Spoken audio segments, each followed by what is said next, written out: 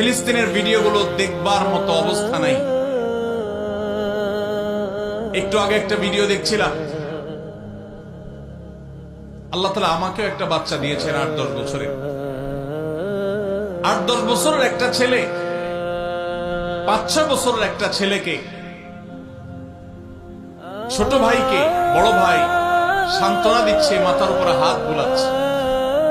ছোট ভাই বড় ভাইয়ের কোলে মাথাটা রেখে চোখের পানি ফেলছে, অঝরে কাঁদছে, কারণ তাদের বাবা মাকে শহীদ করে দেওয়া হয়েছে। বড় ভাইটা ছোট ভাইয়ের মাথার উপর হাত বুলাচ্ছে আর তাকে সান্ত্বনা দেওয়ার চেষ্টা করছে, ব্যর্থ চেষ্টা। শত সহস্র শিশু আজ এতিম হয়েছে, শত সহস্র মা বাবার বুক আজ খালি হচ্ছে।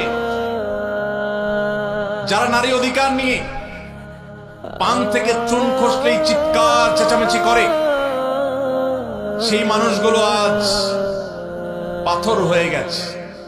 তাদের চোখের সামনে শত সহস্র মা বোনকে আজ খুন করা হচ্ছে।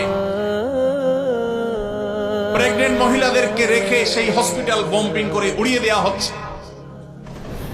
আজ সেখানে শিশুদের আর্তনাদে আকাশ পাতাল ভারী হয়ে উঠছে।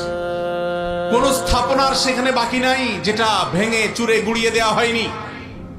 উপর থেকে ড্রোন শট নেওয়ার ছবি দেখলে ভাবতে কষ্ট হয়, বিশ্বাস করতে কষ্ট হয়।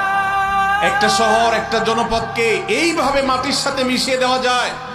সবচেয়ে অবাক করা বিষয় হলো, এই হায়নারা, এই অভিশপ্ত ইহুদিরা, এদের সবচেয়ে বেশি সমর্থন প্রকাশ্য দিবালোকে যারা করে, তারাই আমাদেরকে সবচেয়ে বেশি সকাল বিকাল মানবতার সবক শোনাইতে আসে।